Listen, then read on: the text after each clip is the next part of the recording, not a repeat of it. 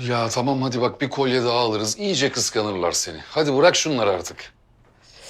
Bunlar veli toplantısına, bunlar günlük, bunlar da akşam davetlerine. Yurdagül, bırak artık dedim. Duymuyor musun beni? İnci kolyeler çek, Hermesler çek, Chanel'ler çek. Bunları yeni aldım, bunları kesin takmam lazım.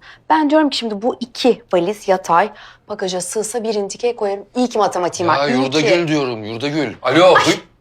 Yeter. Taylan yeter. Yeter artık yalnız. Yeter ama değil mi yani?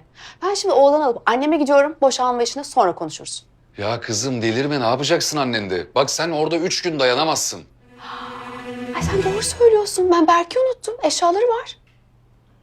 Yurdagül diyorum. O daha küçük. Kendi halleder, taşısın. Berk'cim, anneciğim.